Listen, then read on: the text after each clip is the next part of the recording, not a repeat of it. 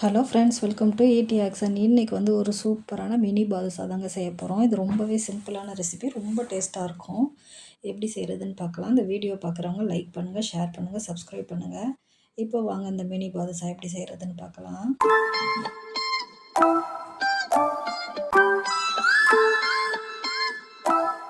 இப்போ இந்த பாதுஷா செய்கிறதுக்கு வந்து நான் வந்து ஒரு 2 கப்பு அளவுக்கு மைதா மாவு சேர்க்குறேங்க.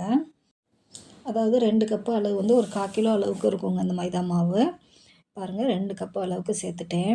இப்போ இது கூடவே வந்து ஒரு 1/4 ஸ்பூனுக்கும் கம்மியாகவே தான் நான் உப்பு சேர்த்துக்கிறேன். சேர்த்துட்டு 1/4 ஸ்பூன் அளவுக்கு வந்து பேக்கிங் சோடா சேர்த்துக்கிறேங்க. இப்போ வந்து நெய் வந்து பார்த்திங்கன்னா வந்து நான் வந்து 100 கிராம் அளவுக்கு சேர்க்க போகிறேன் இதில். அப்போ தான் நம்மளுக்கு வந்து ரொம்பவே நல்லா சாஃப்டாக இருக்கும். நீங்கள் தேவைப்பட்டால் ஒரு 50 கிராம் அளவுக்கு கூட சேர்த்துட்டு கொஞ்சமாக ஆயில் சேர்த்துக்கிறலாம். நான் ஃபுல்லாகவே நெய் தாங்க சேர்க்குறேன். இங்கே பாருங்கள், நெய் சேர்த்து நல்லா பிசைஞ்சிட்டு இந்த மாதிரி பிடிக்கிற மாதிரி வரணும். அது மாதிரி நல்லா ஃபஸ்ட்டு பிசைஞ்சிட்டு அதுக்கப்புறம் தண்ணி தெளித்து தெளித்து பிணைஞ்சிக்கிறலாம். பாருங்க, தண்ணி தெளித்து இந்த மாதிரி பிசைஞ்சு எடுத்துக்கலாம். நல்லா கை வச்சு நல்லா மசிச்சு பிசைஞ்சோம்னா நல்லா சாஃப்டாக வரும். இப்போ நல்லா பிசைஞ்சிட்டேன். ஒரு ஒயிட் துணி போட்டு மூடி வச்சிடலாங்க. மூடி ஒரு மணி நேரம் கழித்து நம்ம செய்யலாம். இப்போ வந்து சீனி வந்து எடுத்து, அதாவது சர்க்கரை கரைச்சி எடுத்துக்கிறலாம். அதாவது சீனி வந்து 2 கப் அளவுக்கு எடுத்திருக்கேங்க. அதாவது 1/2 கிலோ அளவுக்கு எடுத்திருக்கேன். அது கூட வந்து 1 கப் அளவுக்கு தண்ணி சேர்த்துக்கிறலாம். தண்ணி சேர்த்து இதை நல்லா மிக்ஸ் பண்ணிக்கலாம். ஒரு 1/4 டீஸ்பூன் அளவுக்கு வந்து ஏலக்காய் தூள் சேர்த்துருக்கேன். ஒரு பிஞ்ச் அளவுக்கு வந்து லெமன் கலர் சேர்த்துருக்கேங்க. நீங்கள் ஆரஞ்சு கலர் தேவைன்னா கூட சேர்த்துக்கலாம். நான் லைட் லெமன் கலர் தான் சேர்த்துருக்கேன். லைட்டாக கலர் இருந்தால் போதும். இதெல்லாம் நல்லா மிக்ஸ் பண்ணியாச்சு. மிக்ஸ் பண்ணி இப்போ பாருங்கள், நல்லாவே கொதி வந்துருச்சு பாருங்கள். கொதி வந்துட்டு இது பாகு பதம்லாம் தேவையில்லைங்க. லைட்டாக பிசுப்பாக இருந்தாலே போதும். இங்கே பாருங்கள், நான் தொட்டு காட்டுறேன் பாருங்கள். இங்கே பாருங்கள், லைட்டாக பிசுப்பாக இருந்தால் போதும். இப்போ வந்து நம்ம வந்து அடுப்பை ஆஃப் பண்ணிடலாங்க. போதும், இந்த அளவு கரெக்டாக இருக்கும். ஒரு 5 நிமிஷம் தாங்க கொதிச்சிருக்கும், கரெக்டாக இருக்கும்.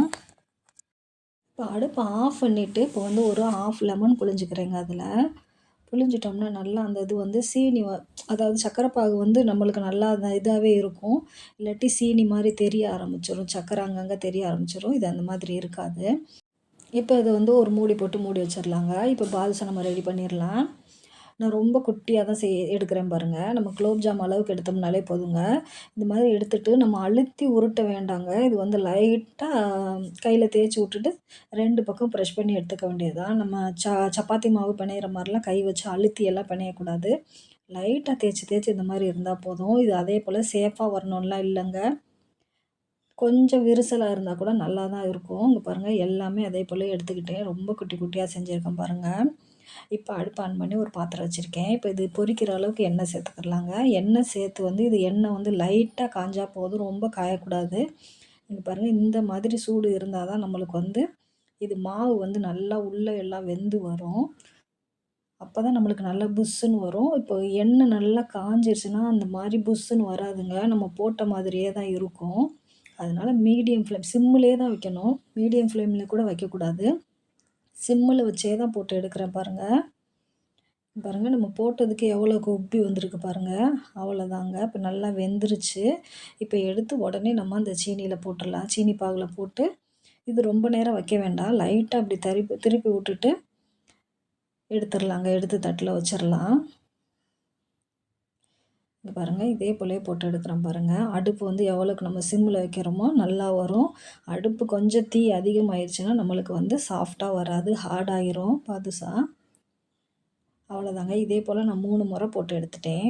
சூப்பரான மினி பாதுஷா ரெடி ஆகிடுச்சு பாருங்கள். ரொம்ப சிம்பிளான ரெசிபி தாங்க. ஒரு 10 நிமிஷத்துலேயே செஞ்சிடலாம். நீங்களும் ட்ரை பண்ணி பாருங்கள். எப்படி இருந்துச்சு நம்மளுக்கு கமெண்டில் சொல்லுங்கள் ஃப்ரெண்ட்ஸ். தேங்க்யூ ஃபார் வாட்சிங்.